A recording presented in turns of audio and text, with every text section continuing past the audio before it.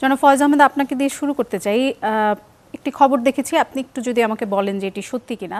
আবু সাইদের বাবার একটি ভাষ্য ভেসে বেড়াচ্ছে সামাজিক যোগাযোগ মাধ্যমে। উনি বলেছেন যে জুলাই সনদ স্বাক্ষরের দিন আমাকে ঢাকায় যেতে চিঠি পাঠিয়েছে সরকার, কিন্তু সেখানে গেলে দেখলাম আমার ১,৫০০ টাকা খরচ হবে, তাই যাইনি। তারা বলেছে নিজ দায়িত্বে যেতে হবে। জি, আপনাকে ধন্যবাদ।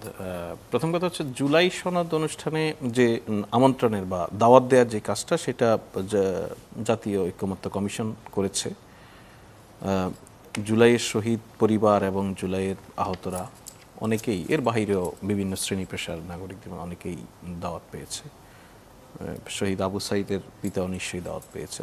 জি, উনি বলছেন এটা উনি যেহেতু বলেছেন, আমি এতটুকু বিশ্বাস করি যে উনি মিথ্যা বলবেন না। মানে যদি উনি বলে, আমার শোনা হয় উনি দাওয়াত কার্ড পেয়েছেন।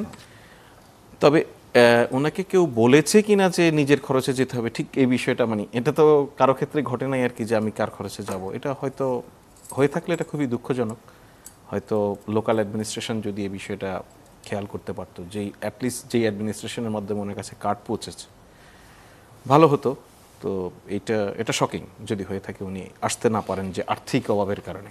এটা নিশ্চয়ই শুধু তো এই জুলাই সনদ স্বাক্ষরের অনুষ্ঠান নয়, বাংলাদেশে আগামী নির্বাচনের আগে বলেন বা আগামী দিনগুলিতে জুলাই আমাদের কাছে খুবই প্রাসঙ্গিক থাকবে। সেক্ষেত্রে ভবিষ্যতে যারাই সরকারে আসুক বা যেই থাকুক দায়িত্বে, সেক্ষেত্রে আবু সাইদকে ইতিহাস থেকে তো কোনোভাবে মুছে ফেলা যাবে না। তার পরিবার, তার বাবা, তাদের যথাযোগ্য সম্মানটা যেন নিশ্চিত হয়, সেটা সবাইকে খেয়াল রাখতে হবে। যদি উনি এটা না পেয়ে থাকেন, আমার কোনো এখানে মানে লুকোচাপার কিছু নাই। যদি হয়ে থাকে আর্থিক অসঙ্গতির কারণে যদি আসতে না পারেন, এটা সরকারের আমাদের দায়িত্ব নেওয়া উচিত ছিল। এটা দুঃখজনক। একটি কথা ভেসে বেড়াচ্ছে এখন বাতাসে যে সরকার কি এনসিপিকে মাইনাস করার চেষ্টা করছে কিনা। এনসিপির একজন নেতা এমন অভিযোগ তুলেছেন, সুনির্দিষ্টভাবেই বলেছেন যে এই প্রক্রিয়ায় ভ্যানগার্ড হয়েছে নির্বাচন কমিশন এবং সরকার চাইছে এনসিপিকে মাইনাস করতে, যেহেতু তাদের স্বাক্ষর না করা জুলাই সনদে সেটি নিয়ে অনেক বেশি আলোচনা হয়েছে। এবং নাজমুস সাকিব নামে একজন তার ফেসবুক স্ট্যাটাসে লিখেছেন যে ডক্টর ইউনূস যখন অভিমান করে ক্ষমতা ছেড়ে দিতে চেয়েছিলেন, তখন এনসিপির নাহিদ ইসলাম কি তার অভিমান ভাঙান নাই? তাহলে আজ যখন নাহিদেরা অভিমান করলো, তখন তিনি কেন অভিমান ভাঙিয়ে তাদের জুলাই সনদ স্বাক্ষর অনুষ্ঠানে আনতে পারলেন না? দুটো বিষয়ে। প্রথম কথা হচ্ছে, এই সরকারের ডায়েরিতে মাইনাস বলে কিছু নেই। আমরা এর আগেও মাইনাসের আলাপ বেশ কয়েক মাস আগে আমরা শুনেছি। সরকার দায়িত্ব নেওয়ার পরে বেগম জিয়াকে, তারেক রহমানকে, বিএনপিকে মাইনাস করার কথা বলছে, এরকম কথা শুনেছি। একইভাবে এটা এনসিপির ক্ষেত্রেও প্রযোজ্য, মাইনাসের কিছু নেই।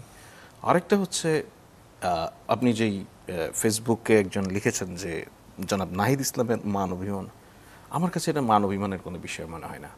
জনাব নাহিদ ইসলামের দল এনসিপি কী কারণে জুলাই সনদ স্বাক্ষর অনুষ্ঠানে যায়নি, পলিটিক্যালি তার পার্টি ফোরাম বসে ডিসিশন নিয়ে সিদ্ধান্ত নিয়েছে। এটা নাহিদ ইসলামের একার সিদ্ধান্ত নয়, এবং সেটা প্রেস কনফারেন্স করে তারা জানিয়েছে। সরকার ইতিমধ্যে জাতীয় ঐক্যমত্য কমিশনের মেয়াদ বৃদ্ধি করেছে। সেই কমিশনের কাছে তাদের যে দাবিগুলি ছিল, সেগুলি ইন দ্য মিন টাইম রিভিউর জন্য আছে। সেই প্রক্রিয়া নিয়ে আলাপ আলোচনা হচ্ছে, এবং এখন পর্যন্ত একবারও এনসিপি বলেনি তারা জুলাই সনদে স্বাক্ষর করবে না। তাদের কিছু দাবি আছে, এটা বাস্তবায়নের পথ পদ্ধতি নিয়ে। এটা ইনফ্যাক্ট এটা মঞ্জু ভাইরাও চায়, অধিকাংশ দলই চায়। তো সেইটা বিষয়ে কাজ হচ্ছে। এটা মান অভিমান ভাঙানোর বিষয় নেই, এটা এনসিপির একটা পলিটিক্যাল স্ট্যান্ড।